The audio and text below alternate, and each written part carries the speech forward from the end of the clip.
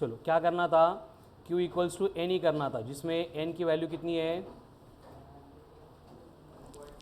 Calculate करनी, दी नहीं है, ठीक है। तो n इक्वल्स टू क्या बनेगा, Q अपॉन ई। Q कितना दिया है आपको, 20 माइक्रो है, मतलब 20 इंटू 10 की पावर -6 डिवाइडेड बाय कौन है, 1.6 होता है, उसको 16 लेंगे तो 10 की पावर कितना बनेगा, -18। डेसिमल बस शिफ्ट किया है, तो ये 20 अपॉन 16 कितना आता है, ये 5, ये 4/5 मतलब 1.25 इंटू 10 की पावर -18 ऊपर आके +18 -6 +12, ये हो गए number of electrons. Next, if a body has negative charge of 1 coulomb, कितना चार्ज है बॉडी के ऊपर, 1 कूलम नेगेटिव चार्ज है, then calculate excess mass on the surface of body due to electron. क्योंकि नेगेटिवली चार्ज बॉडी का mass ज़्यादा होता है, इसका मतलब वहाँ पे मास एक्सेस में रहेगा, और वो कितना होगा एक्सेस में, ये कैलकुलेट करना है।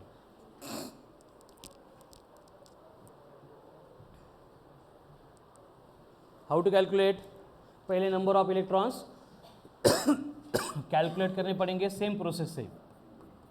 Q equals to N E, N equals to बनेगा Q अपॉन ई, चार्ज दिया है 1 कूलम, ये बनेगा 1 अपॉन 1.6 इंटू 10 की पावर -19, तो n इक्वल्स टू आते हैं 6.25 इंटू 10 की पावर 18, इतने नंबर ऑफ इलेक्ट्रॉन्स।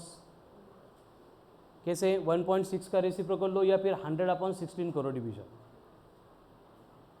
यहाँ तक आ गया सबका। अभी मास निकालना है, कैसे निकालेंगे, अगर ये n equals to 6.25 into 10 to the power 18 है, इसका मतलब इतने नंबर एक्सेस में बॉडी के ऊपर, तो हर एक इलेक्ट्रॉन का मास कितना होता है, 9.1 into 10 raise to power -31 kg। तो इतने इलेक्ट्रॉन है, तो टोटल मास बनेगा n into mass of electron. तो n कितना है, 6.25 इंटू 10 की पावर 18, इलेक्ट्रॉन का मास 9.1 इंटू 10 की पावर -31 इन किलोग्राम, ठीक है। तो अभी मल्टीप्लाई करो 6.25 इंटू 9.1, चल वरुण पटपट, 56 का 54, 56 इंटू 10 रेज़ टू पावर +18 -31 +18 -31 है, -13 किलोग्राम, ये बन गया मास जो एक्सेस में होगा on the surface of body.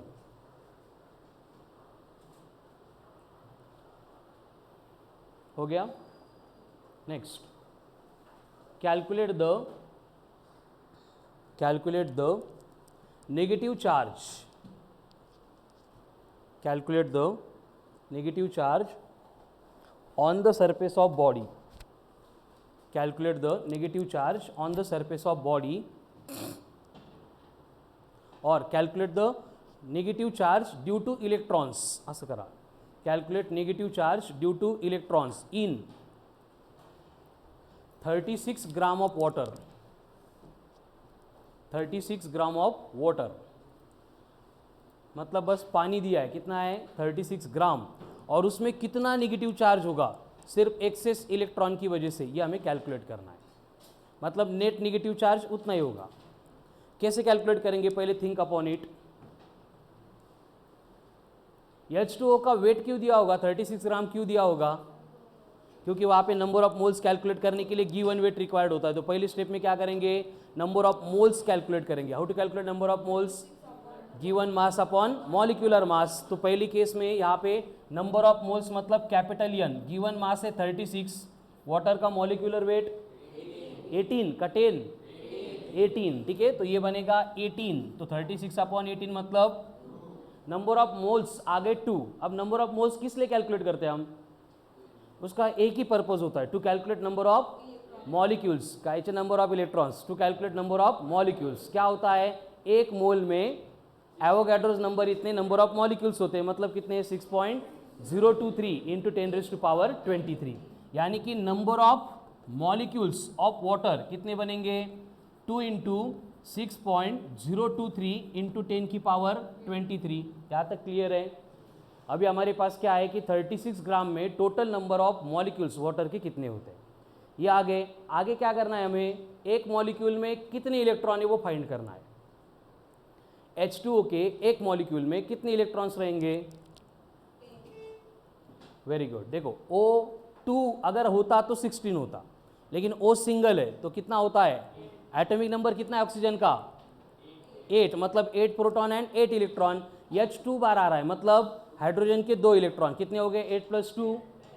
इसका मतलब नंबर ऑफ मॉलिक्यूल्स में जो भी नंबर ऑफ इलेक्ट्रॉन्स यानी स्मॉल n रहेगा वो कितना बनेगा? 2 × 6.023 इंटू 10 की पावर 23 इंटू 10। अभी क्या मिल गया हमें? नंबर ऑफ इलेक्ट्रॉन्स यानी n मिल गया। अभी चार्ज कैलकुलेट करना है, कैसे? Q = Ne। तो Ne मतलब यहाँ पे क्या करना पड़ेगा? सिर्फ 1.6 इंटू 10 टू द पावर -19 से मल्टीप्लाई करना पड़ेगा। तो ये बनेगा 2 × 6.023 इंटू 10 की पावर 23 इंटू 10 इंटू 1.6 इंटू 10⁻⁻19। चलो कर लो मल्टीप्लाई। अब ये बनेगा total charge, negative charge due to electrons. Number of electrons हे बघ 36 ग्राम में मोल कितने हैं? ये यहाँ तक क्लियर हो गया। अब एक मोल में कितने मॉलिक्यूल्स होते हैं?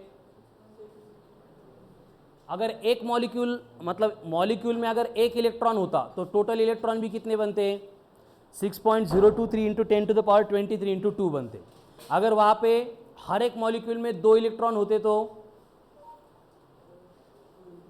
2 × 6.023 बनता। लेकिन एक मॉलिक्यूल में वाटर के कितने इलेक्ट्रॉन है?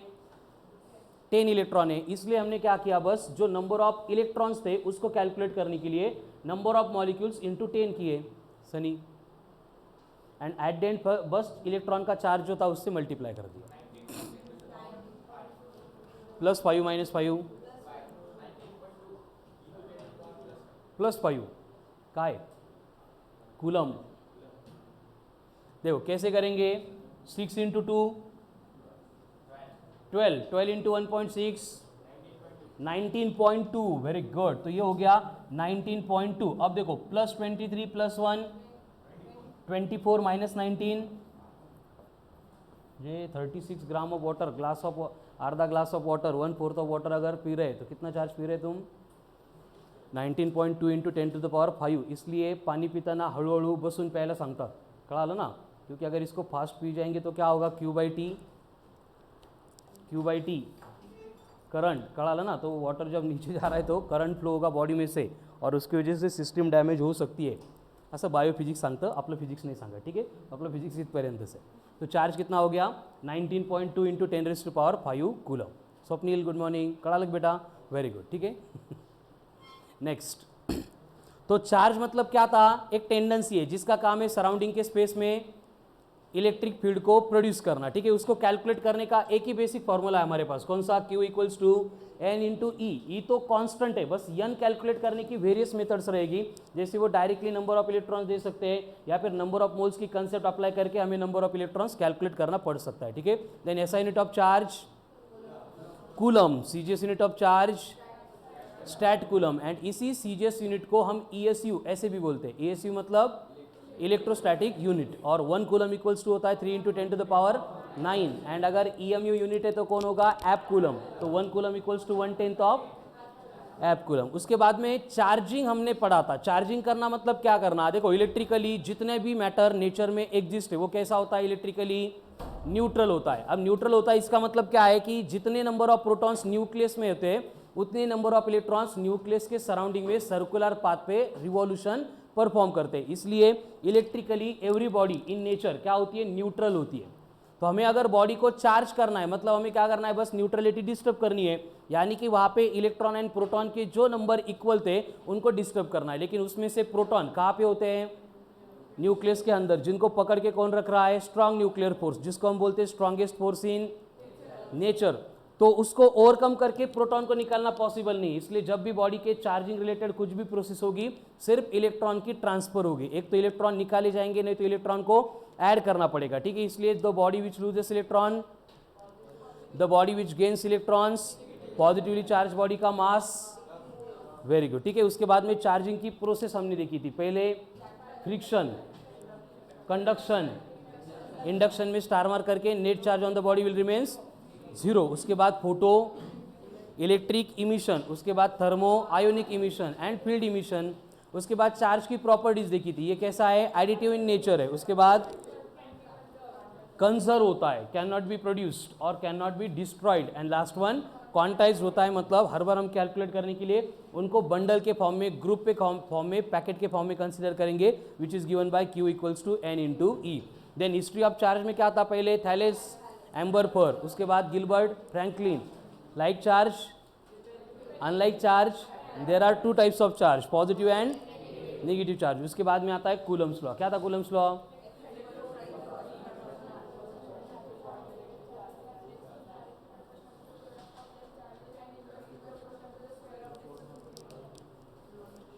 Very good, that is 1/4 epsilon into Q1 Q2 upon R square. Epsilon मतलब क्या होती है, permittivity,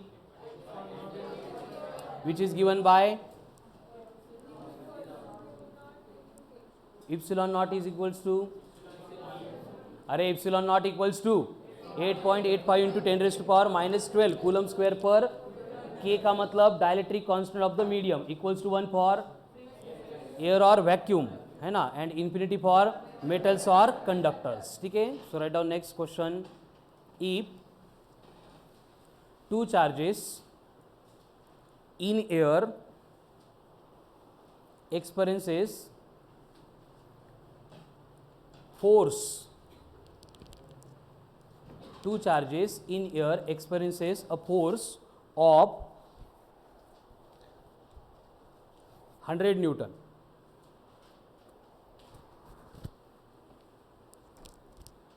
When placed in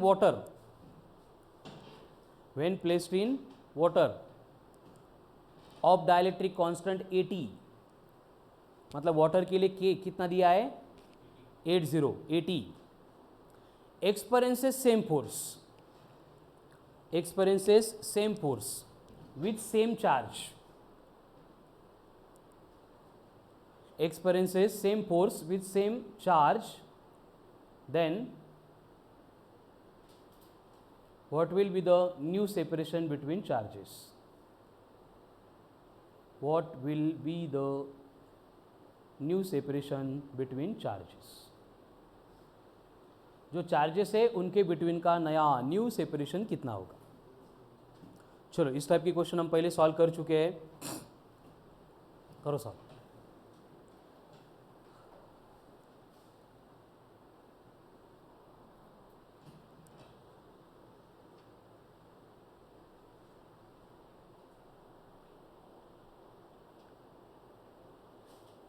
Santanu आला का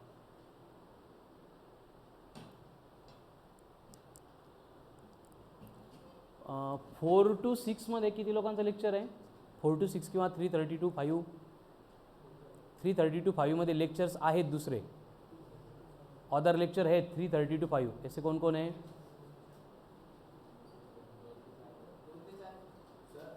2 ते 4 नाही, ठीक आहे, 3 ते 5:30 याच्यामध्ये कुठला पण 1.5 तास लेक्चर नाही, असे कोण कोण आहेत? या फिर 3 to 5:30 कळतंय का? इस टाइम में लेक्चर है, ऐसे कौन कौन है? आणि करतात ते लेक्चर, काय लेक्चर करला? कुठलं लेक्चर तुझं यश? कितने बजे चव्हाण केमिस्ट्री? 2 ते 4 है केमिस्ट्री, ठीक है। 4 to 5:30 लेक्चर है, ऐसे कौन कौन है? 4 to 5:30 काय का? 4 to 5:30 ना, बरं ठीक है। बाकी सब लोग फ्री हैं, तो मंडे से हम प्लान कर रहे हैं कि इलेक्ट्रोस्टैटिक्स की जो है एक्सरसाइज 1, एक्सरसाइज 2 एंड वर्कशीट जो है उसके क्वेश्चन सॉल्व करना है। जैसे 1D 2D में हम करते थे स्टार्ट में, वैसे फिर से हमें क्वेश्चन की प्रैक्टिस करनी है यहाँ पे। तो 4 to 5:30 ऑलमोस्ट बहुत सारे लोग फ्री है, जो नहीं है, जिनको पॉसिबल नहीं, उनके लिए हम यहाँ पे ऑनलाइन या फिर रिकॉर्डेड के अरेंजमेंट कर लेंगे, ठीक है ना। तो फ्रॉम मंडे या ट्यूसडे हम स्टार्ट कर रहे हैं अगेन इलेक्ट्रोस्टैटिक्स के सारे questions from start 1 by 1। Timing क्या है 4 PM टू 5:30 PM। क्लियर आहे? ज्यांना पॉसिबल आहे कंपल्सरी यायचं ट्राय करा ॲटलिस्ट फॉर इलेक्ट्रोस्टॅटिक्स। पुढच्या टॉपिकला नाही मॅनेज झालं तुमचं ऑनलाईन करा, घरी करा, नो प्रॉब्लेम, बट इलेक्ट्रोस्टॅटिक्स के लिए कंपल्सरी आने का ट्राय करो। कळालं ना? करो सॉल्व क्वेश्चन। 1.25 काय न्यूटन, व्हेरी गुड। मी फोर्स काढायला सांगितलंच नव्हतं, मी काय सांगितलं होतं न्यू सेपरेशन कितना होगा, चार्ज भी नहीं, हाँ न्यू सेपरेशन कितना होगा। कंडीशन क्या है, जब चार्जेस को हमने एयर में रखा था तब का फोर्स कितना है 1/4 pi epsilon naught into Q1 Q2 upon R1 का स्क्वायर। बाद में हम जब वाटर में उसको प्लेस कर रहे हैं तब की केस में फोर्स सेम है, तो वाटर में फोर्स कितना बनेगा 1/4 पाई इप्सिलॉन नॉट इंटू के होता है, वाटर के लिए के दिया है 80। अब Q1 Q2 में तो कोई चेंज हो ही नहीं रहा है, R1 की जगह पे लेना पड़ेगा R2 का स्क्वायर। अगर फोर्स सेम है तो हम एक साइड सेम है दूसरी साइड को इक्वेट करेंगे 1/4 pi epsilon 1/4 pi epsilon Q1 Q2 cut हो जाएंगे, क्या बचा सिर्फ 80 इंटू R2 का स्क्वायर इक्वल्स टू R1 का स्क्वायर। हमें कैलकुलेट क्या करना है R2, तो रूट लेने के बाद R2 इक्वल्स टू क्या बनेगा R1/9 root 80, but root 80 approximately कितना आएगा 8.898, मतलब 9 ही होता है। ठीक है, हो गया। ये पहले शॉर्टकट भी लिख के दिया था, क्वेश्चन भी इसके ऊपर सॉल्व किए थे, बट अगर नहीं याद हो रहे इतने फॉर्मूले तो जो प्रोसेस है वही फॉलो करो। कितने लोगों का नहीं आया है आन्सर? शंतनू आलो होतं का? नाही आहे मतलब प्रॅक्टिस ही नाही करे, असं करून काहीच होणार नाही बेटा। मी काल पण तुम्हाला सांगितलं ना, टॉपिक शुरू आहे तोपर्यंत म्हणजे कुलम्स लॉ के जो क्वेश्चंस थे सॉल्व एग्जाम्पल 1 बाय 1 सब लोगों ने सॉल्व किए थे, फिर क्लास में भी मैंने सॉल्व करके दिए थे, आणि 8-10 दिवस नाही आले आपल्याला जर ही येत नसेल।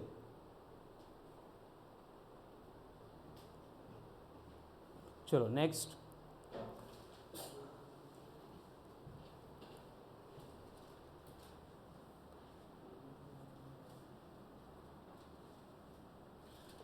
Plus Q minus Q plus Q plus Q, 4 charges are placed on equilateral triangle as shown in the given diagram where value of each charge is 10 microcoulomb.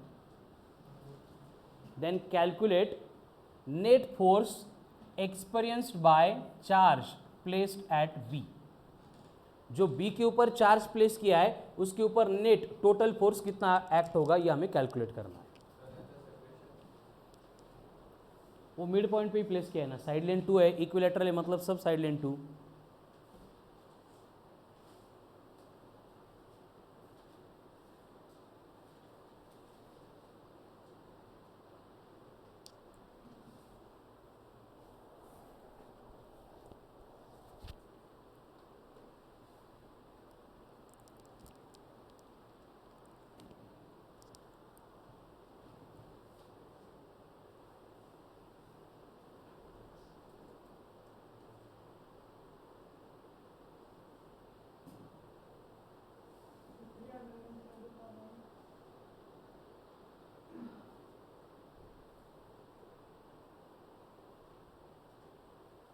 Three 300 into कुठले 9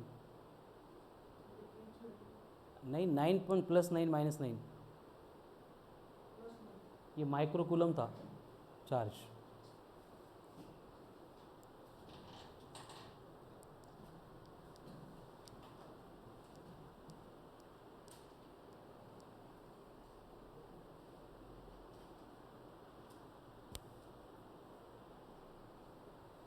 आ गया आंसर? नहीं, चलो सबसे पहले हमें क्या फाइंड करना पड़ेगा कि गिवन जो चार्ज दे उसके ऊपर कौन से फोर्स एक्ट हो रहे हैं। सबसे पहले ये माइनस क्यू को ये वाला प्लस क्यू इधर अट्रैक्ट करेगा विद फोर्स F1, ये प्लस क्यू इधर अट्रैक्ट करेगा ये फोर्स F2, लेकिन डिस्टेंस सेम है, मैग्नीट्यूड भी सेम है। इसका मतलब क्या होगा, दो forces equal in magnitude opposite in direction एक दूसरे को कैंसिल करेंगे, मतलब इनका कोई भी डिस्कशन होगा ही नहीं, मतलब नेट फोर्स जो है वो बस यहाँ पे एक्ट होगा। तो कितना होगा फोर्स F इक्वल्स टू के Q1 Q2 upon R square. के की वैल्यू कितनी होती है 9 इंटू 10 की पावर 9, Q1 Q2 10 है तो 10 माइक्रोकूलम मतलब -5 इंटू -5 मतलब 10 की पावर आ गया -10, यहाँ तक सबको आ गया था बट डिस्टेंस 30 थांबले होते. कितना होता है √3/2. मीडियन है ना इक्विलैटरल ट्रायंगल की, कितनी होती है √3/2 times of side length. Side length कितनी है 2, तो √3/2 इंटू 2. वेरी गुड, √3 का स्क्वायर 3. इतना किया तो हो गया आंसर. तो net force will be 0.3 Newton. आया था, very good.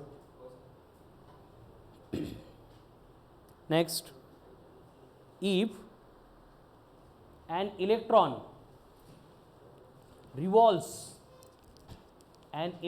revolves around nucleus in hydrogen atom,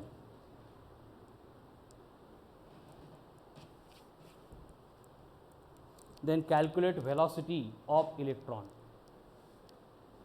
electron hydrogen के न्यूक्लियस के सराउंडिंग में रिवॉल्व कर रहा है तो उसकी वेलोसिटी कितनी होगी.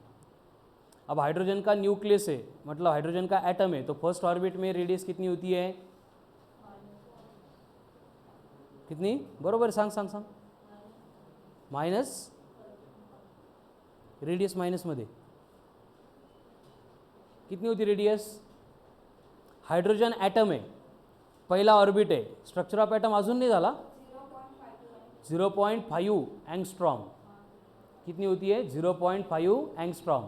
तो यहाँ पे देखो आर आपको लेना है 0.5 एंगस्ट्रॉम और हमें वेलोसिटी कैलकुलेट करनी है. क्वेश्चन की कंडीशन ये है कि हाइड्रोजन का न्यूक्लियस है, सराउंडिंग में इलेक्ट्रॉन सर्कुलर मोशन परफॉर्म कर रहा है, इस इलेक्ट्रॉन की वेलोसिटी कितनी होगी. क्या कंसेप्ट थी, सर्कुलर मोशन है मतलब सेंट्रीपिटल फोर्स होगा. कितना होगा centripetal force, mv² upon R. कौन प्रोवाइड करेगा, kq² upon r², electrostatic force. अब m यानी मास, किसका मास, जो सर्कुलर पाथ पे मूव हो रहा है. कौन मूव हो रहा है, इलेक्ट्रॉन मूव हो रहा है ना, तो इलेक्ट्रॉन का मास लेना पड़ेगा. यानी यहाँ पे v² इक्वल्स टू क्या बनेगा, देखो k मतलब कौन है 9 × 10⁹. q यानी दोनों का चार्ज सेम है, तो q का स्क्वायर डायरेक्ट कितना लेंगे हम 2.56 × 10⁻38. कुठून आलं 1.6 × 1.6 इज 2.56.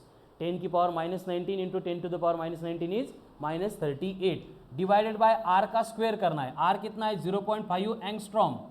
अब इसको हम लिखते हैं 5 × 10⁻11 मीटर, क्योंकि 1 एंगस्ट्रॉम मतलब 10⁻10 मीटर. डेसिमल शिफ्ट किया. अब इसको अगर स्क्वायर करेंगे तो कितना होगा 2.5 × 10⁻21 आता है 25 × 10⁻22, बट ऊपर 2.5 के साथ मुझे कट करना है, इसलिए मैंने क्या किया डेसिमल शिफ्ट करके -21 लिख दिया.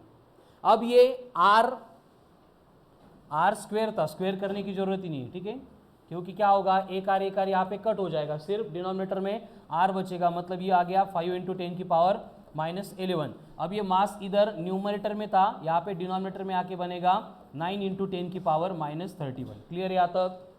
तो अभी क्या होगा, ये 9 कट 2.5/5 मतलब 0.5. अब यहाँ पे v² की वैल्यू आ रही है, देखो -31 ऊपर आएगा, पहले नहीं आएगा. -31 -11 भगत, -31 -11 -42 ऊपर आने के बाद +42 -38 +4 +9 मतलब 0.5 × 10 की पावर कितना आ रहा है 13. रूट लेना है, रूट लेने के लिए कंडीशन क्या होती है, E1 चाहिए 10 की पावर. तो ये क्या बनेगा 5 × 10 की पावर 12, इसका रूट लेना है. तो √5 अराउंड 2.12 एंड 10⁻2 बाहर आके 10⁻6 मीटर पर सेकंड. ये होती है velocity of electron in first orbit of hydrogen atom. तो इस तरह से कूलम्स लॉ रिलेटेड बहुत सारे क्वेश्चन सॉल्व किए थे, उसको नंबर ऑफ टाइम सॉल्व करते रहो, कळालं ना, हे विसरले नाही पाहिजे. उसके बाद में हमने डिस्कशन शुरू किया था अबाउट इलेक्ट्रिक फील्ड. क्या होती है electric field, space around a charge in which any other charge will experience force of attraction और रिपल्शन, उसको हमने बोला है इलेक्ट्रिक फील्ड. अब ये इलेक्ट्रिक फील्ड 3 टाइप की, uniform, non uniform and radial. फिर उसके बाद में हमने देखा कि इलेक्ट्रिक फील्ड में दूसरा चार्ज फोर्स एक्सपीरियंस कर रहा है, तो फोर्स अप्लाई करने की जो टेंडेंसी है उसको हम बोलते हैं एज इंटेंसिटी. ये वेक्टर क्वांटिटी है which provides the strength of electric field at a given point, and उसको हमने डिफाइन किया था as force per unit charge. क्या डिफाइन किया था? Force per unit charge denoted by E equals to F by Q, SI unit newton per coulomb है ना। दूसरा formula 1/4πε Q upon R square. तीसरा फॉर्मूला v बाई डी। तो दूसरा unit potential मतलब वोल्ट पर मीटर। फिर उसके बाद में हमने देखा कि इस इलेक्ट्रिक फील्ड में अगर कोई चार्ज हम प्लेस करेंगे तो उसके ऊपर फोर्स एक्ट होता है। कितना फोर्स एक्ट होगा?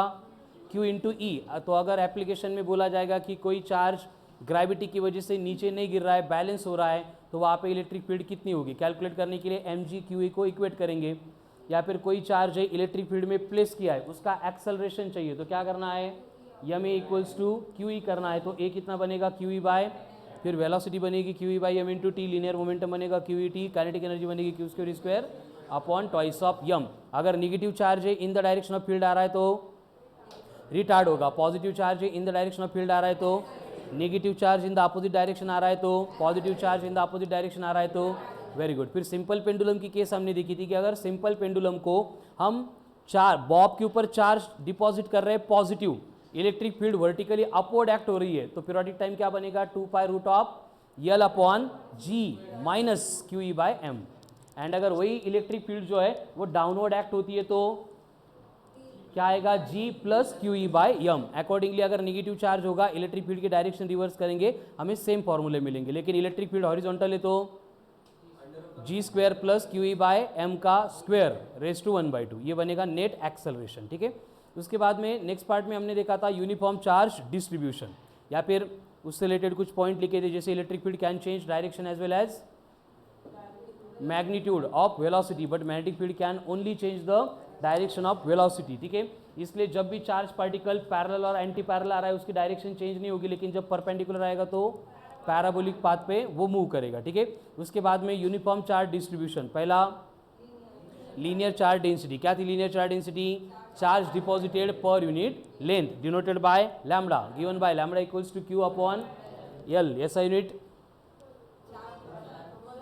कूलम पर मीटर, चार्ज हे ऐसा यूनिट नसतं, कूलम पर मीटर। ठीक है। Then surface charge density, charge per unit surface area, SI unit coulomb per metre square. उसके बाद में volume charge density, charge per unit volume, ऐसा unit होगा coulomb per metre का cube. ठीक है। एंड इसके अकॉर्डिंग फिर एप्लीकेशन डिराइव किए थे। पहला application electric field at a point due to point charge K Q upon R square, electric field at a point due to charge circular ring K Q X upon X square plus A square raise to 3/2। उसके बाद में electric field at a point due to disc sigma upon 2 epsilon in bracket 1 minus cos theta, यानी कि sigma upon 2 epsilon in bracket 1 minus X upon root of X square plus A square. उसके बाद में important case आती है rod की। अगर point rod के एक्सिस के ऊपर है, लेंथ के अलॉन्ग है, तो के lambda L upon A in bracket A plus यल। लेकिन लेंथ के बाजू में नियर बाय साइड में तो lambda upon 4π epsilon into R into sine alpha plus, अगर पॉइंट परपेंडिकुलर बाइसेक्टर पे तो alpha beta equal to theta, फिर formula lambda upon 2π epsilon R into sine theta. अगर कंडक्टिंग रॉड की, वायर की, cylinder की लेंथ इनफाइनाइट है, theta will become 90 lambda upon 2π epsilon into R. And यही एक स्टैंडर्ड केस है जिसके ऊपर क्वेश्चंस आएंगे। ठीक है। तो हम इसको सिंप्लीफाई करके 1/4π epsilon into 2 lambda upon R या फिर 2k लैम्बडा अपॉन आर इस फॉर्म में भी यूज करते हैं। एंड अगर point near one of its end दिया तो lambda upon 4π epsilon into R. ठीक है। उसके बाद में अगर सर्कुलर आर के उसके ऊपर चार्ज डिपॉजिट किया है, लीनियर चार्ज डेंसिटी लैम्बडा है, तो सेंटर पे 2k lambda upon R into sine theta by 2। उसके अकॉर्डिंग कॉइल अगर पूरी सर्कुलर है तो थीटा 360 है तो ई विल बी 0। अगर कॉइल सेमी सर्कुलर है तो 2k लैम्बडा अपॉन आर, अगर 1/4 है, 1/4 है, 90 डिग्री एंगल है तो √2 times of k lambda upon R. उसके बाद में आते हैं एप्लीकेशन स्पीयर के। अगर चार्ज डिपॉजिट किया है स्पीयर के ऊपर, पॉइंट आउटसाइड है, तो इंटेंसिटी बनेगी 1/4π epsilon into Q upon R square. अरे विसरले काय, स्पीयर है, पॉइंट आउटसाइड है, के म्हणू का K Q upon R square. अगर पॉइंट सरफेस के ऊपर है तो K Q upon capital R square. And point inside है, सॉलिड स्पीयर है, R dash by capital R से मल्टीप्लाई करना पड़ेगा। होलो स्फीयर होता तो इन साइड पे 0, बाकी केसेस सिमिलर। अगर data in terms of sigma दिया है, सिग्मा यानी सरफेस चार्ज डेंसिटी, तो आउटसाइड पॉइंट के लिए sigma capital R square upon epsilon into small R square. Surface के ऊपर है तो sigma into sigma upon epsilon. Very good, ठीक है। अगर सिलेंडर की केस है, आउटसाइड पॉइंट दिया है, तो वहां पे again 1/4π two lambda upon R, and in terms of sigma है तो sigma capital R upon epsilon into small R. Point अगर सरफेस के ऊपर होगा तो फक्त सिग्मा अपॉन इप्सिलॉन। इसके अकॉर्डिंग अगर चार्ज बॉडी किसी भी शेप की है, एनी शेप की है, सिग्मा अपॉन इप्सिलॉन, एंड अगर प्लेन इनफाइनाइटली चार्ज शीट दी है तो सिग्मा अपॉन 2 इप्सिलॉन। ठीक है, तो ये हो गए applications of intensity of electric field related to various charge distribution. ठीक है, एंड इसको कंप्लीट करने के बाद नेक्स्ट पार्ट स्टार्ट किया था, दैट इज इलेक्ट्रिक डाइपोल। क्या है डाइपोल? मतलब एक सिस्टम है, किसकी सिस्टम है? 2 इक्वल चार्जेस। कैसे चार्जेस?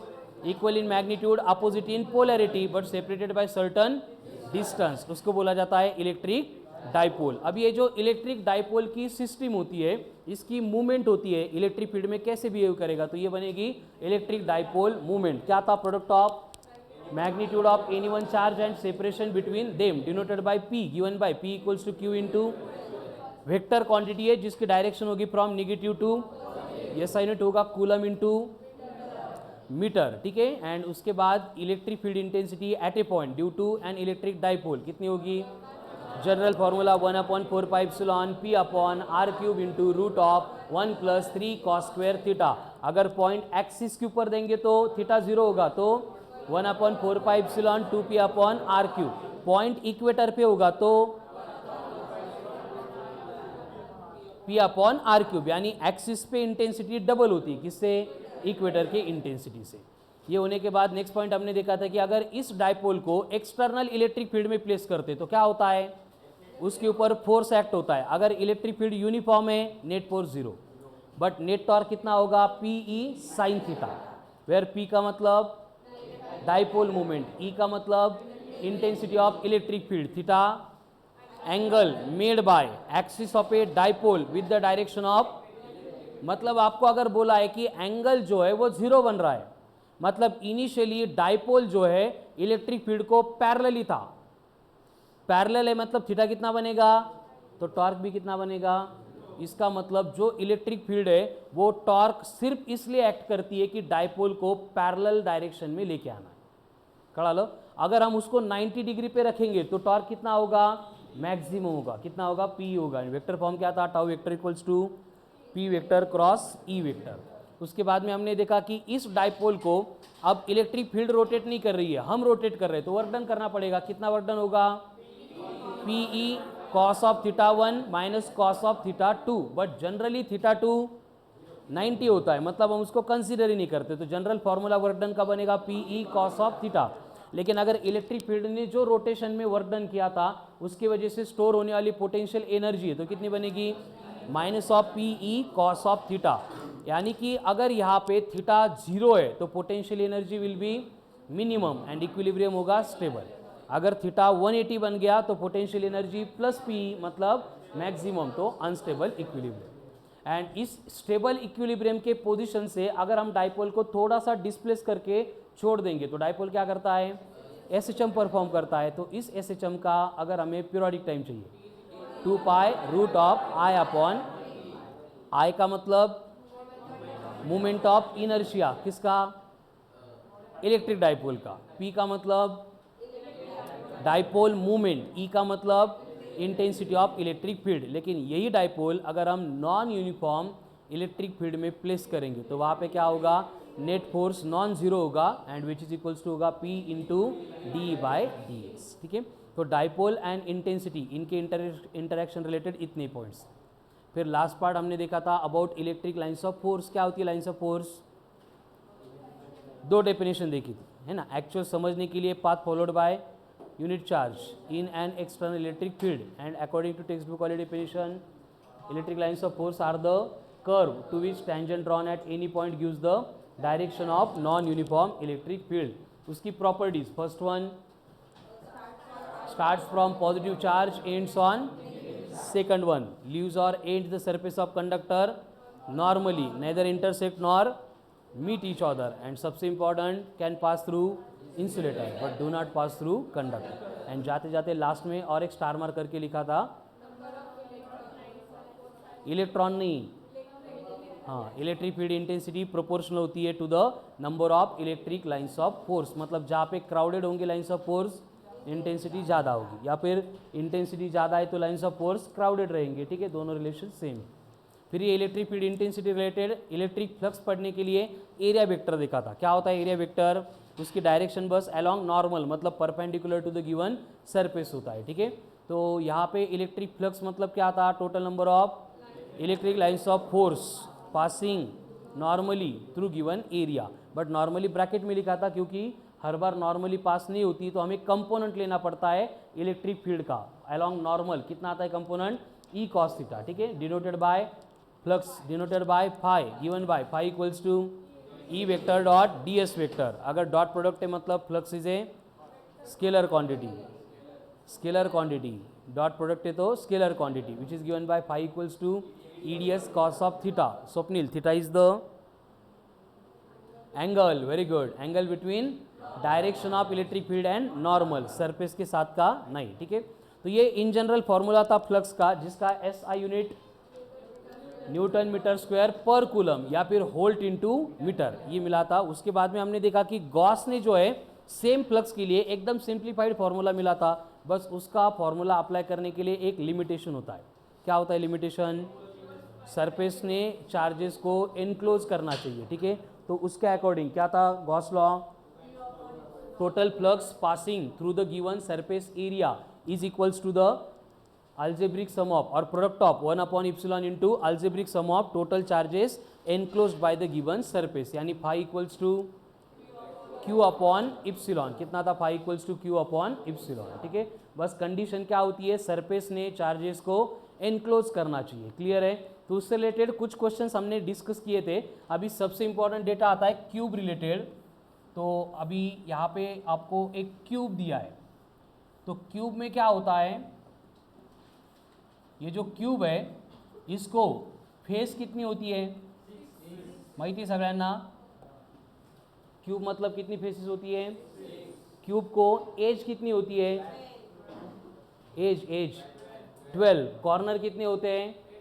8. तो इस तरह से अगर हम सेंटर पे कोई भी चार्ज प्लेस करेंगे, तो अगर ये चार्ज प्लेस किया है तो टोटल फ्लक्स अगर हमें कैलकुलेट करना है एमर्जिंग थ्रू द क्यूब, कितना बनेगा? Q upon epsilon. अगर एयर होती तो इप्सिलॉन नॉट, दूसरा मीडियम है तो इप्सिलॉन इंटू मतलब इप्सिलॉन नॉट इंटू के रहेगा. लेकिन अगर हमें बोला जा रहा है कि फ्लक्स कैलकुलेट करो थ्रू ईच फेस, तो क्या होता है? टोटल फ्लक्स है Q upon epsilon. Symmetrical figure है, इसलिए क्या होगा? हर एक फेस में से चार्ज इक्वली डिवाइड होगा इंटू 6 फेस है मतलब 6 पार्ट, इसलिए ईच फेस में से पास होने वाला फ्लक्स बनेगा 6 टाइम्स ऑफ इप्सिलॉन. अगर हमें बोला जा रहा है कि फ्लक्स कैलकुलेट करो थ्रू ईच कॉर्नर, उसी तरह से हर एक कॉर्नर में इक्वली डिस्ट्रीब्यूट होगा. टोटल कॉर्नर कितने हैं? 8. तो total flux Q upon epsilon था, ईच कॉर्नर से बनेगा Q अपॉन 8 इप्सिलॉन. एंड अगर हमें बोला जा रहा है कि फ्लक्स कैलकुलेट करो थ्रू ईच एज, तो क्या होगा? Q upon 12 times of epsilon. Clear है? कळालं का काय केलं इथं? देखो क्यूब है, उसमें से टोटल फ्लक्स होता है Q अपॉन इप्सिलॉन, तो इक्वली डिस्ट्रीब्यूट होगा. फेस के नंबर 6 है तो ईच फेस में से Q अपॉन 6 इप्सिलॉन. अगर ईच कॉर्नर बोलेंगे तो Q upon 8 epsilon. Each edge बोलेंगे तो Q upon 12 epsilon. Write down.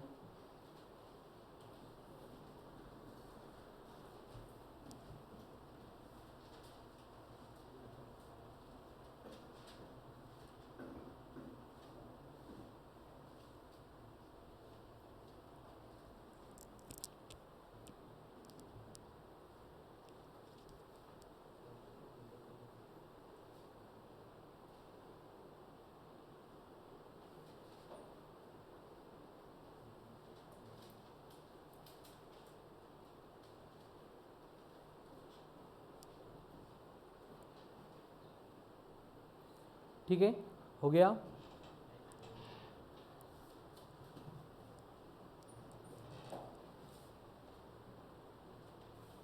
Swapnil गड़बड़ न करो। लेकिन अगर क्वेश्चन की स्टेटमेंट में थोड़ा सा चेंज करके दिया है और आपको बोला है कि सपोज अभी चार्ज क्यूब के सेंटर पे प्लेस नहीं किया है, अगर ये इनसाइड है चार्ज सेंटर में या फिर इनसाइड कहीं पे भी है, तब की कंडीशन एप्लीकेबल है। लेकिन अगर हमें बोला जाता है कि सपोज चार्ज को हम प्लेस करेंगे कहाँ पे, वन ऑफ द कॉर्नर पे, ये क्यूब था और ये चार्ज क्यूब इसके एक कॉर्नर पे प्लेस किया है, तो इस केस में total flux passing through the cube कितना होगा, क्यू अपॉन 4 इप्सिलॉन, नहीं 8 इप्सिलॉन, क्योंकि देखो कॉर्नर 8 है ना, तो हर एक कॉर्नर से हमें और एक एक क्यूब रखने पड़ेंगे। मतलब इस क्यूब को एनक्लोज करने के लिए ये क्यूब और 7 ऐसे 8 क्यूब अगर हम ड्रॉ करेंगे तब ये क्लोज सरफेस बनेगा, एंड क्लोज सरफेस के अंदर चार्ज क्यू आएगा। तो अगर टोटल फ्लक्स कैलकुलेट करना है तो वो क्यू अपॉन इप्सिलॉन ही बनेगा। लेकिन हमारा जो पहला इनिशियल ओरिजिनल क्यूब था उसके लिए कितना बचेगा, 1/8 ऑफ टोटल फ्लक्स। टोटल कितना होता है, क्यू अपॉन इप्सिलॉन। इसलिए इस क्यूब में से पास होने वाला फ्लक्स जो है वो कितना बनेगा, क्यू अपॉन 8 इप्सिलॉन। ये कब, when charge is placed at one of the corner, one of the corner।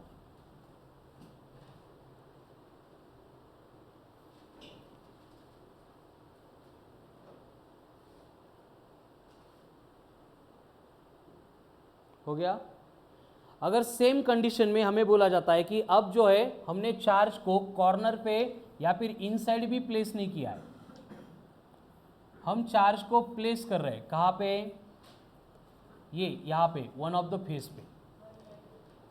अगर फेस के ऊपर चार्ज है तो इसको इनक्लोज करने के लिए क्या करना पड़ेगा, इसकी साइड में और एक क्यूब ड्रॉ करना पड़ेगा, दोनों क्यूब जो है चार्ज को इनक्लोज कर लेंगे। तो टोटल फ्लक्स अगेन कितना बनेगा, क्यू अपॉन इप्सिलॉन। लेकिन दो क्यूब है तो हमारे क्यूब को कितना मिलेगा, हाफ मिलेगा, मतलब क्यू अपॉन 2 इप्सिलॉन। ये कब, when charge is placed on one of the face।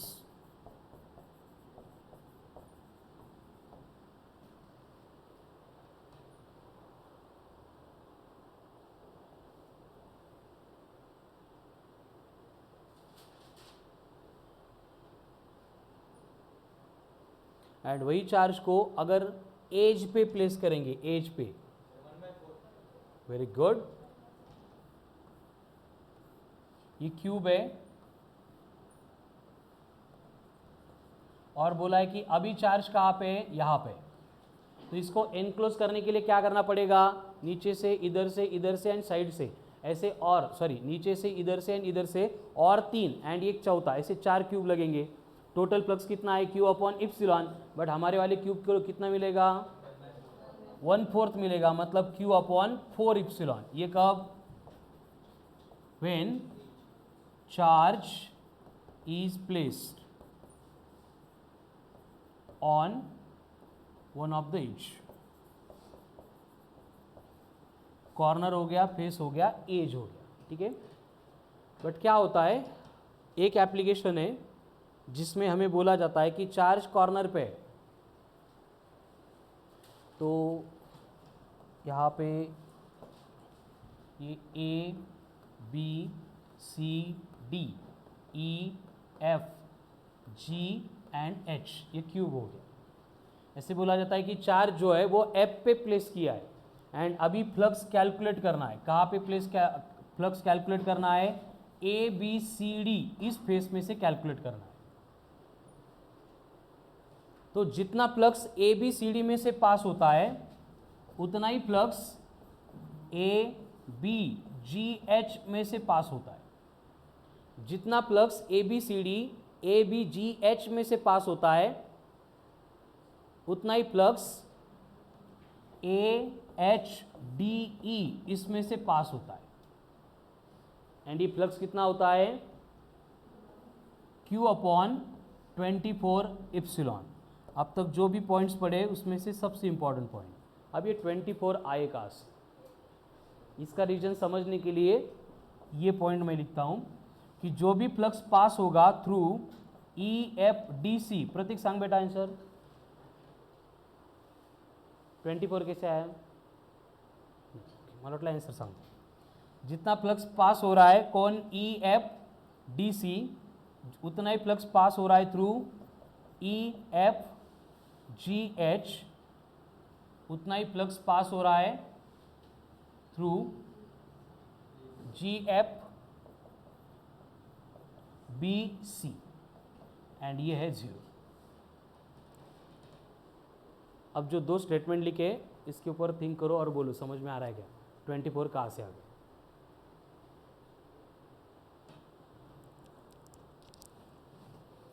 सगळ्यांनी समजून घ्यायचं, फक्त Q/24 क्यू आहे उतना समझना है.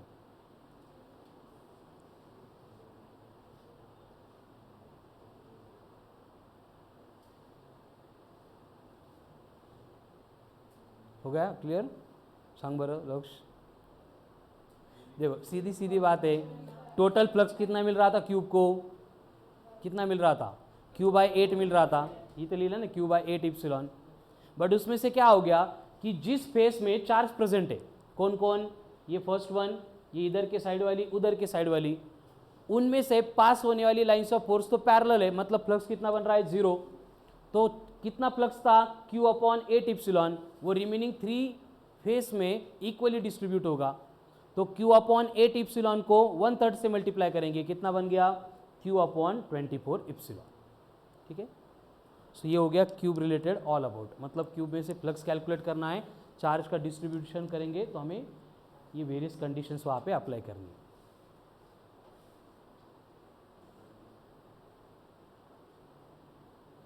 शुभम नहीं कळाला अजून? देखो फिर से एक बार, ये तो क्लियर था पहले कि कॉर्नर पे चार्ज रखते हैं तो क्यूब में फ्लक्स कितना मिल रहा है? Q/8 epsilon. यहाँ तक किसी को इशू नहीं है. बट यहाँ पे प्रॉब्लम क्या है? देखो कि जिस फेस पे ये क्यू है, जैसे कि ये नीचे की CD E अप, या फिर इस साइड की GH E अप, या फिर उस साइड की BG FC, इन तीनों फेसेस में चार्ज है. यानी तीनों फेसेस में से पास होने वाली लाइंस ऑफ फोर्स उस फेस को पैरेलल है. पैरेलल अगर आ रही है तो थीटा 0 नहीं 90 बनेगा. नॉर्मल के साथ लेते हैं ना अपन फाई EDS cos थीटा का थीटा, तो थीटा 90 बनेगा तो फ्लक्स 0 बनेगा. इसलिए 1, 2 एंड उस साइड की 3, तीनों फेस में से पास होने वाला फ्लक्स 0 बन गया. तो उरली कितनी फेसेस?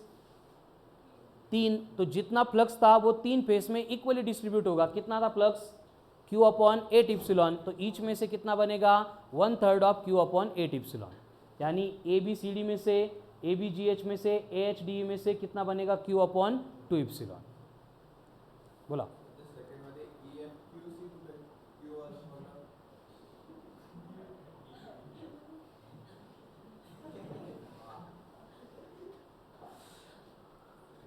डायरेक्ट ABCD वर संशय. अरे ते असं इकडनं लिहिलंय ना मी, D आहे ते, समजून घ्या आता. D शुभम का नाही समजणार? म्हणजे बाकी सगळं सोडलं आणि त्यावर विचार करतोय तो, है की नाही? मी तेच बघ तुझ्या चेहऱ्यावर खूप मोठे क्वेश्चन मार्क आहे, पण कशाची मस्ती कळत नव्हती. कळालं का आता?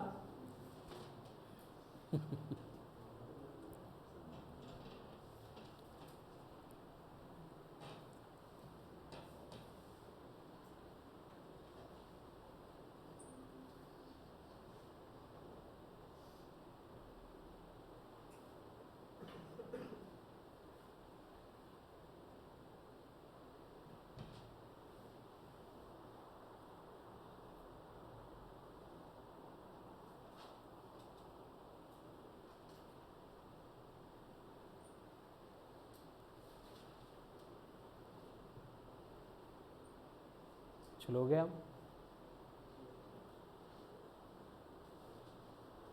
नेक्स्ट, अभी चिल्लर एप्लीकेशंस. जैसे आपको बोला जाएगा कि एक यूनिफॉर्म इलेक्ट्रिक फील्ड है एंड इस यूनिफॉर्म इलेक्ट्रिक फील्ड में हमने सिलेंडर प्लेस किया, तो इसमें से फ्लक्स, नेट फ्लक्स कितना होगा?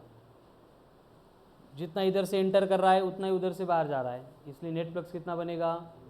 0 बनेगा. ठीक है. अगर इस यूनिफॉर्म इलेक्ट्रिक फील्ड में अगर हम क्यूब को प्लेस करेंगे, तो क्यूब में से पास होने वाला नेट फ्लक्स कितना होगा। फिर से वही केस है, जितना एंटर कर रहा है उतना ही बाहर जा रहा है, मतलब दूसरों की यूनिफॉर्म इलेक्ट्रिक फील्ड में प्लेस करेंगे। अगर बॉडी सिमेट्रिकल है तो वहाँ पे इनकमिंग फ्लक्स इक्वल टू क्या बनता है, आउटगोइंग फ्लक्स, इसलिए फ्लक्स क्या होगा, जीरो होगा, ठीक है। लेकिन अगर बोला जा रहा है कि एक चार्ज है क्यूब, उसके सराउंडिंग में यहाँ पे डिस्क को प्लेस किया है, डिस्क का डिस्टेंस है x, ये डिस्टेंस है सपोज r एंड रेडियस है a, तो डिस्क के ऊपर एक्ट होने वाला फ्लक्स चाहिए। तो उसके लिए हम वही इंटेंसिटी का एप्लीकेशन यूज़ करेंगे कि सपोज डिस्क के ऊपर चार्ज होता, इस पॉइंट पे इंटेंसिटी कैलकुलेट करती, तो कितना बनता, सिग्मा अपॉन 2 इप्सिलॉन, के कुठून आणला, sigma upon 2 epsilon in bracket 1 minus cos theta. But यहाँ पे हमें फ्लक्स चाहिए, ठीक है, क्या चाहिए, फ्लक्स। तो फ्लक्स क्या होता है, E equal flux equal to का है ई इंटू डी एस, तो ई क्या बनेगा 5/ds, यानी वहाँ पे बस हमें फ्लक्स कैलकुलेट करते टाइम सिग्मा की जगह पे क्यू लेना है, Q upon 2 epsilon in bracket 1 minus cos theta. Derivational arrangement same electric field से हम कैलकुलेट करते हैं, ठीक है। 5 equals to Q upon 2 epsilon in bracket 1 minus cos theta. वही कंडीशन अगर आपको बोला जा रहा है कि फिर से एक हेमिस्फीयर है, क्या है, एक हेमिस्फीयर के सेंटर में यहाँ पे चार्ज प्लेस किया है क्यू, तो हेमिस्फीयर में से पास होने वाला फ्लक्स कितना होगा। क्यू को इनक्लोज करने के लिए क्या करना पड़ेगा, फिर से दूसरा हेमिस्फीयर ड्रॉ करना पड़ेगा, टोटल फ्लक्स बनेगा क्यू अपॉन इप्सिलॉन, बट हमारे वाले हेमिस्फीयर में कितना मिलेगा, आधा मिलेगा, मतलब क्यू अपॉन 2 इप्सिलॉन। ये नहीं एडजस्टमेंट आता, यस नो, सिर्फ चार्ज को एनक्लोज करने के लिए सिमेट्रिकल बॉडी ड्रॉ करनी है। तू असं नको बघून बेटा माझ्याकडं, तू 15 दिवसानंतर येतो ना असे क्वेश्चन मार्क आणतो चेहऱ्यावर।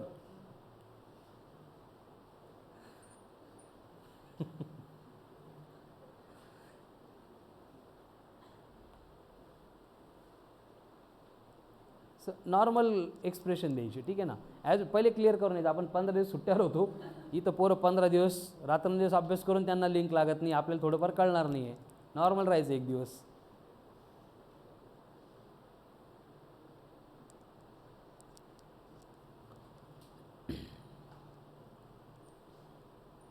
अब दो छोटे से पॉइंट है, कुछ इंपॉर्टेंट नहीं है, लिहू नका, फक्त मी सांगतो, ठीक है। पहले आएगा proof of Gauss theorem, Gauss theorem prove करना है कि ये आया कैसे, क्यू अपॉन इप्सिलॉन। परत सांगतोय मी, लक्ष समजायला सोपं आहे, बट लिहायचं पण नाही, ऐकायचं नाही, सोडून द्यायचं, ऐकायचं फक्त आणि ऐकायचं आणि सोडून द्यायचं, ठीक है।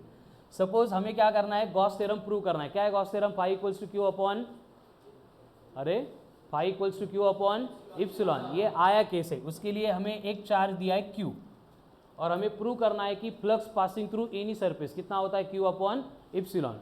तो हम एज्यूम करेंगे कि सपोज ये चार्ज है, इसको एनक्लोज करने के लिए कोई भी एक स्पेरिकल सरफेस हमने ड्रॉ किया है।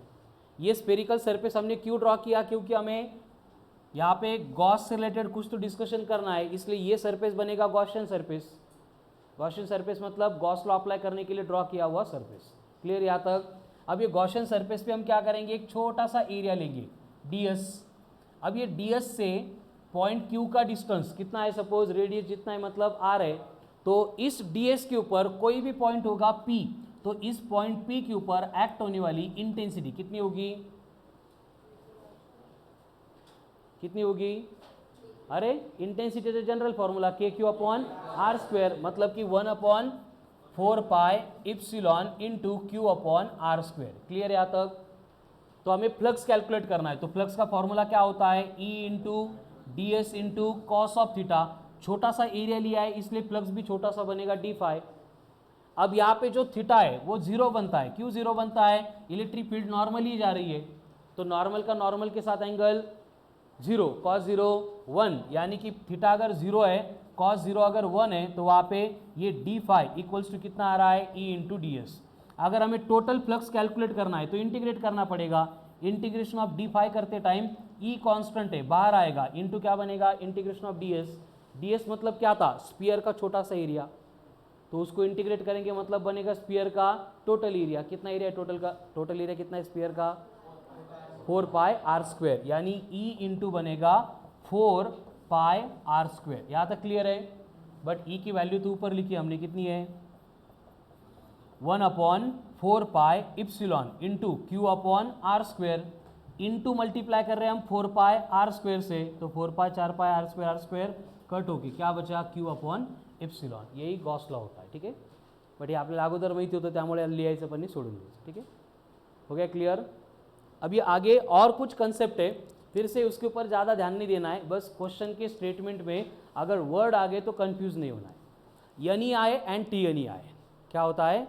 NEI and TNEI. NEI and TNEI. NEI का मतलब normal electric induction. Very good. NEI मतलब क्या होता है? Normal electric induction. तो TNEI मतलब क्या होगा? Total normal electric induction. कळालं.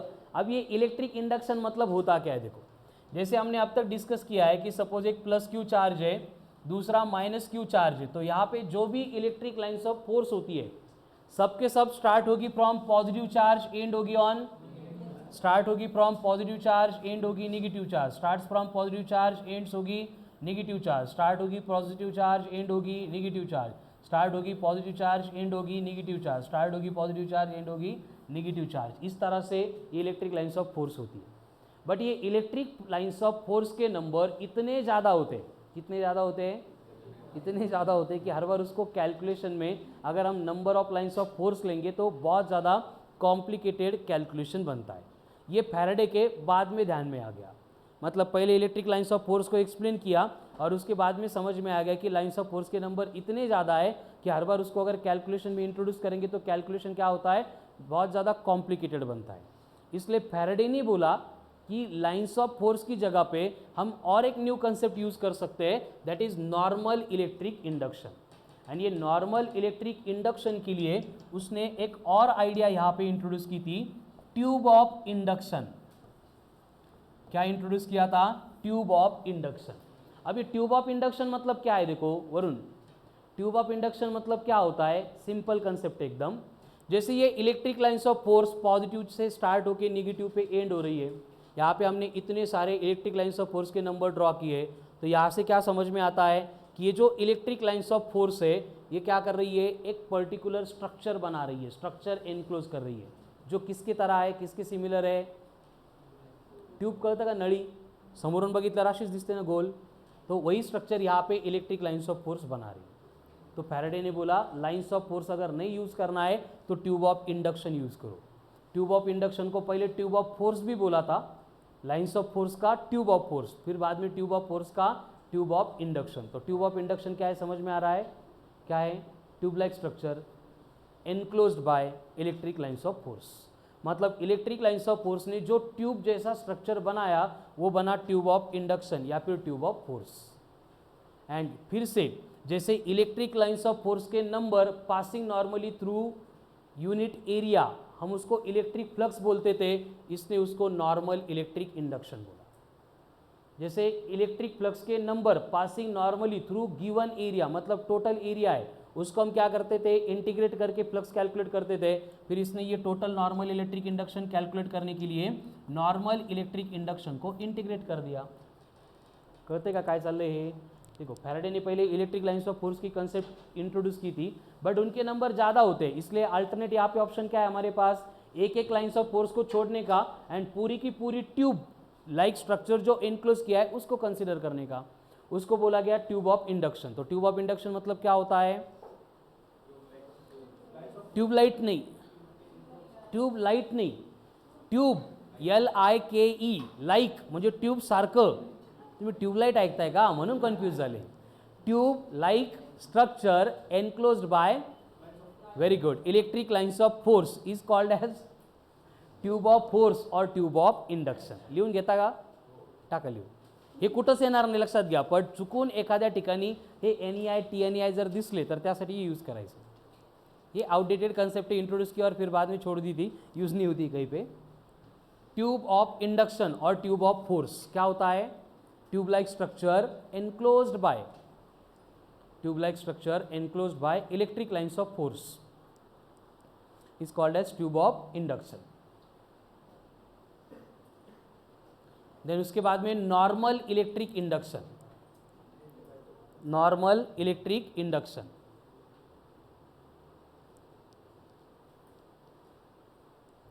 Normal electric induction.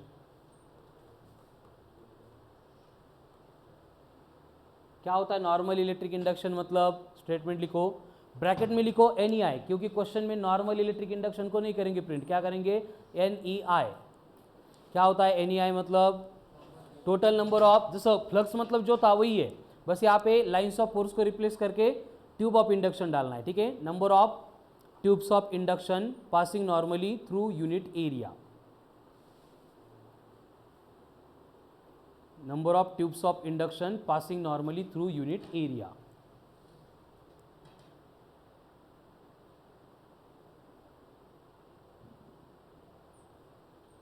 इसका फॉर्मूला क्या है? Epsilon into E cos theta into ds, epsilon into E cos theta into ds। परत इप्सिलॉन मतलब वही परमिटिविटी, ई मतलब intensity of electric field, theta मतलब कौन सा angle? Angle between normal and direction of electric field. ds मतलब छोटा सा एरिया जिसके ऊपर हम फ्लक्स कैलकुलेट कर रहे हैं। Then next point TNEI, TNEI मतलब total normal electric induction. Total कर रहे हैं मतलब बस इंटीग्रेट करेंगे, तो क्या होगा? Total normal electric induction define मत करो, डायरेक्ट लिखो TNEI is equals to integration of epsilon into E cos of theta into ds, epsilon into E cos theta into ds।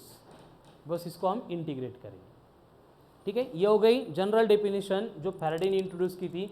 उसके बाद में गॉस ने क्या किया, इसको भी सिंप्लीफाई करके हमारे सामने एक्सप्लेन किया। So right down next point, Gauss law for TNEI, Gauss law for TNEI। Gauss ने एकदम सीधी सीधी कंसेप्ट बोल दी। गॉस ने बोला कि अगर 1 कूलम चार्ज होता है तो उससे स्टार्ट होने वाले ट्यूब्स ऑफ इंडक्शन के नंबर भी 1 रहेगा। अगर चार्ज 2 कूलम है तो वहाँ से स्टार्ट होने वाले ट्यूब्स ऑफ इंडक्शन के नंबर भी 2 रहेंगे। अगर वहाँ पे 10 कूलम चार्ज है तो ट्यूब्स ऑफ इंडक्शन के नंबर भी 10 रहेंगे। अगर वहाँ पे Q कूलम चार्ज है तो Q रहेंगे। Very good. तो write in double united comma total normal electric induction और एनी क्लोज सरफेस, मुझे TNEI over any closed surface is equal to the algebraic sum of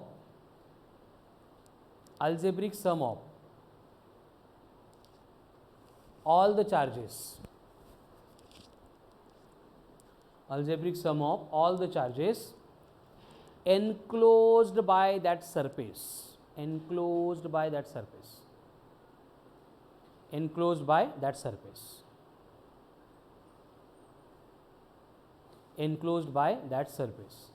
कड़ा लो, यानी कि डायरेक्ट क्या लिखना पड़ेगा? गॉस लॉ के according TNEI equal to Q summation of Q। फक्त लिमिटेशन क्या है? वंस अगेन और एनी क्लोज सरफेस, मतलब चार्जेस को एनक्लोज किया होगा तभी ये गॉस लॉ एप्लीकेबल होता है, ठीक है। So this is all about electric lines of force, electric flux, उसमें से Faraday's law, Gauss law, then normal electric induction, total normal electric induction, ठीक है। इसके सॉल्व एग्जांपल सॉल्व किए थे कल, इसके सॉल्व एग्जांपल है ही नहीं, हाच डिफरन्स आहे दोन्हीमध्ये। अगर डिवाइड बाय इप्सिलॉन आता तो फ्लक्स ही बनता फिर, ठीक है। कौन से फ्लक्स से इलेक्ट्रिक लाइन्स ऑफ फोर्स के बाद में देखो सॉल्व एग्जांपल द्या एकदा मॉड्यूल 2 मिनटं। खुशी